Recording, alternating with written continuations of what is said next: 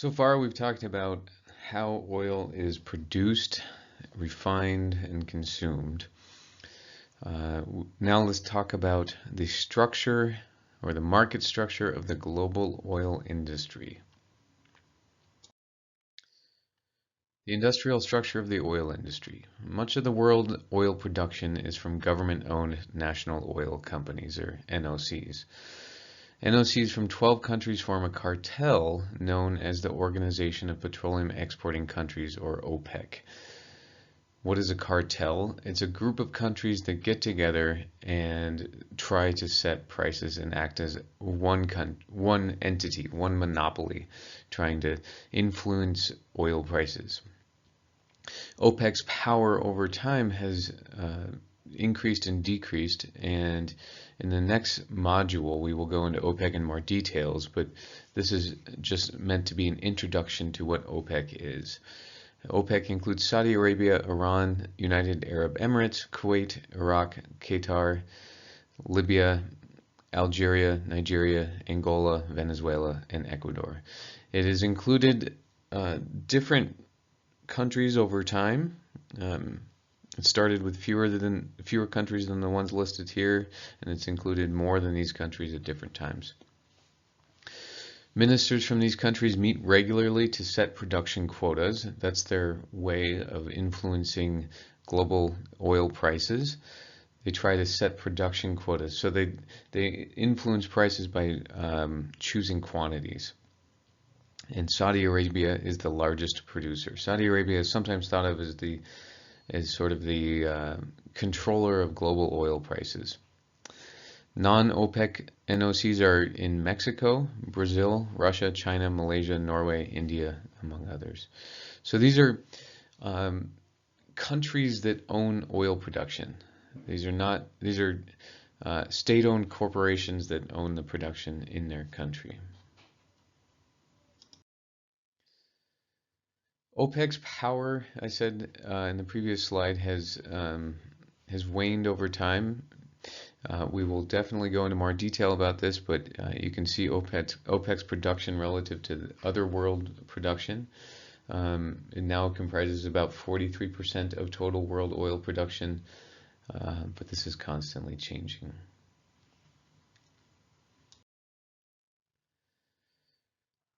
We also have 6 major private crude oil producers that are sometimes referred to as the majors, operating at a global scale. See, these are slightly different than the state-owned corporations like Saudi Arabia and Iran, Iraq, etc.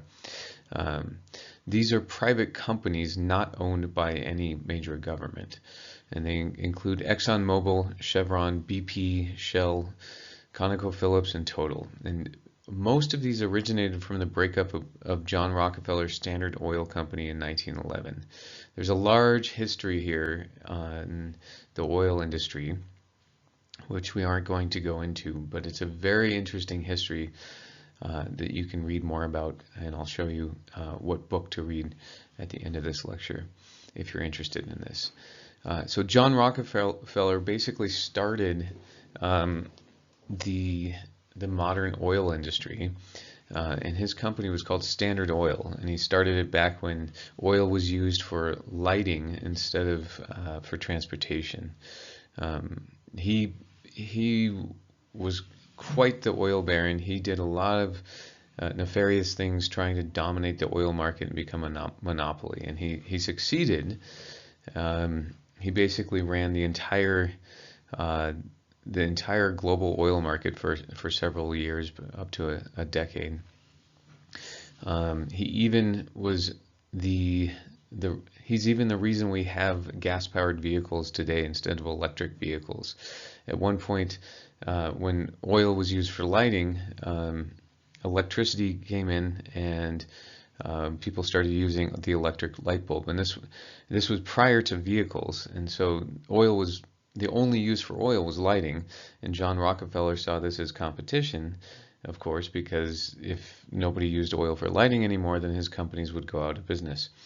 And so he said this was simultaneously, cars were becoming a big hit, and people wanted to either purchase gasoline or purchase electricity for their cars. And so John Rockefeller saw this as an opportunity to um, basically create a transportation market. And so what he did is he started essentially giving away gasoline for free in order to ensure that people would start buying gasoline-powered vehicles instead of electric vehicles. So you can imagine in the beginning when there were no gas stations or no electric vehicle charging stations, if all of a sudden the company comes in and starts creating gas stations and gives away gas for free, people are going to buy a gas-powered vehicle over an electric vehicle because it's much more convenient, and the marginal costs of driving are cheaper because you don't have to pay for the gasoline. It's not entirely true that it was free, but it was extremely cheap. And so John Rockefeller can almost be held accountable for the modern transportation industry. In 1911, there was a famous antitrust case. It was Standard Oil versus New Jersey.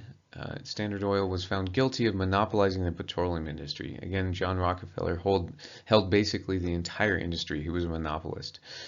And the remedy was to break the company up into 34 separate companies, and that's where these majors come from. The ones that remain are ExxonMobil, Chevron, BP, Shell, ConocoPhillips, and Total. Just to give you a sense of the scale of his operation, is when it dissolved, it had a bigger navy than the U.S. Navy, employed more people than the U.S. Army, and supplied, extracted, and refined between 3/4 and 4/5 of all oil used in the world. So his company was gigantic. Also, many smaller private independent oil producers exist in the world. So we have, to sum this up, we have state level or government-owned oil production like Saudi Arabia. We have these majors that are private companies but operate out of Europe and the United States. And then we also have many smaller private independent oil producers that are essentially price takers or a fringe. Private oil companies sign agreements with governments of the countries they operate in. So there's three main types of arrangements. There's concessions. Government grants firms the right to control the entire production process from exploration through marketing in specified areas for a fixed period of time. These are the types of contracts that were awarded to the majors by major oil producing countries like Saudi Arabia back in the 50s, and have subsequently led to the creation of OPEC and oil wars. So the governments like Saudi Arabia would grant Exxon or some company the right to essentially the entire production process on their land. The second type is production sharing contracts. So governments and firms split the profits from oil sales. Government remains the legal owner of the resource. And so you might see many of the Middle East countries doing something like this, where they say, okay, we need capital for exploration and production, and so they might sign a contract with a company like Exxon to come in and look for oil under the ground. So they have investments. It's not guaranteed that when you go and look for oil you're going to find it, so it costs some money. So these companies put up the capital to do so, and then they have some profit sharing agreement when the company comes in and finds oil and starts producing. Maybe it's a 50-50 profit sharing, but then ultimately the countries like Saudi Arabia who might benefit from this, they might lock into a contract for several decades of 50-50 profit sharing or 30-70 profit sharing, and then as the prices of oil go down, they might get upset about it and start to want to form a cartel like OPEC in order to manipulate oil prices. There's also service agreements. Firms provide the equipment and expertise. They are paid for the cost they incur plus a fixed fee. So these are sort of, they become less and less the company owns less and less as we go from 1 to 3, and the country retains more as we go from 1 to 3. These agreements differ in how much risk each side bears. With both concessions and production sharing contracts, the government receives a royalty, which is a set percentage of revenue. So the government's, this is sort of like the profit sharing thing. Under all arrangements, the government receives corporate income tax, so they're receiving taxes, but the royalty is the amount that they're receiving on top of the income tax and the payments for the oil. There are many uncertainties involved in oil production. Exploratory wells often turn out to be dry. So again, a country may not have the capital to go and explore their own lands and see if there's oil under the land. And so you need a company to come in and put up capital to do so. Production costs might be higher than expected. This is another uncertainty. So you might think that you can just plop a pipe down into the ground and oil starts spewing out, but it might not be the case. It might be a little harder. You might need to frack, which requires oil prices to be above $50 per barrel. The price of oil might fall, so production might be it might be profitable under certain oil prices, but not under oil prices. So if oil prices fall, if there's a shock to global demand, then the production in a particular place might not be profitable anymore. And the host government might appropriate the oil field. They might simply just negate on their contract and take the oil field back from the company. So which one is the riskiest for the firm? That's hard to say. We'd have to go back and look at the three, and you could make arguments for each of them, but it depends on the circumstances in the country. It depends on what's happening in the world at the time. The oil industry has a vertical structure. So there's exploration, production, refining, marketing, and retail. The exploration is hiring some geologists to look at maps and try to see if they can find oil under the ground. And then once they found the oil, there's production. That's the pumping of oil out of the ground, and then we have to take the oil and turn it into something we can burn in our cars or airplanes, and that's refining. And then once it's refined, it has to be marketed.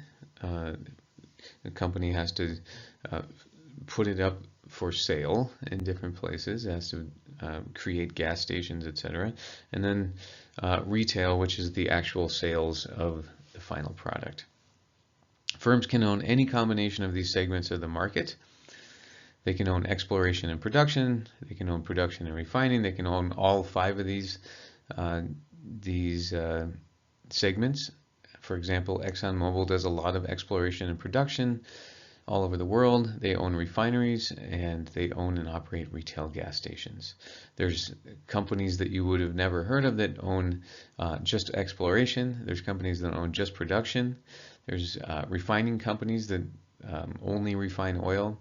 And then there's marketing and retail only companies as well. So where are we going?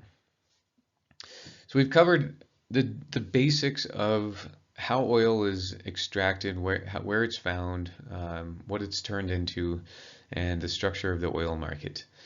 What we haven't talked about yet is modern oil prices in the modern oil market. So we have to, in the next module, we will talk about futures and commodity trading. In the next lecture, we will talk about the global oil market and the consequences of an integrated global oil market. We'll talk about modern energy security, and ultimately in Module 6 with futures and commodity prices, we'll talk about modern oil price volatility and the role of OPEC. So there's a ton of information out there on the history of oil, and it's very interesting. I've only touched on it in this short lecture, but if you are interested in it, I highly encourage you to read this book, The Prize. It's by Daniel Yergin, and it's very, very interesting history of oil.